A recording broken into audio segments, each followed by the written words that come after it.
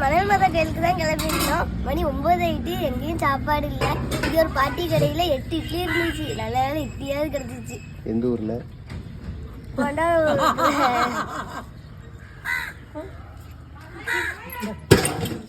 சாப்பிடு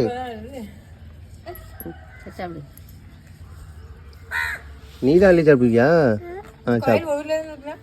எனக்கு பெரிய தலை பக்கம் இருக்கு. சைஸ்ல எப்படி இருக்குடா? சூப்பர். அம்மா வைக்கிறது சூப்பரா. சாம்பாரே நல்லா கெட்டியா இருக்கு. சாப்பிடு சாப்பிடு. அன்னைக்கு ஒரு நாள் அம்மா வச்சா சூப்பரா இருந்துச்சு. அன்னைக்கு சாம்பார்ல அது என்ன காய் அது? சவுச்சோ. வெறும் சவுச்சோவா போட்டு வச்சிருந்தா, கடைஞ்சி வச்சிருந்தா. அதனால அன்னைக்கு கட்டி வச்சிருந்தாங்க உங்க அம்மா. இல்லைன்னா என்னைக்கு வச்சா? சரி சாப்பிடுங்க, ஒன்றும் சொல்ல மாட்டோம் லட்சுமி. வீடுல இருந்து காப்பி குடிச்சிட்டு வந்ததால இறங்கல. அது இட்லி சாப்பிட்டுட்டு காப்பி குடிக்கலாம். காப்பி குடிச்சிட்டு இட்லி சாப்பிட்டா இறங்காது.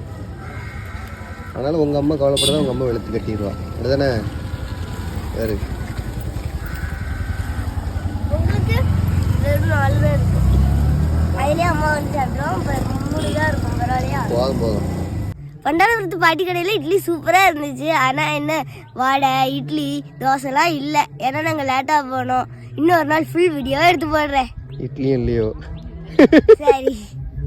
தோசை ஆப்பம் வடைலாம் இல்லைடா. இன்னொரு நாள் போவோம் சரியா? ஃபுல் வீடியோ எடுத்து போடுவோம்.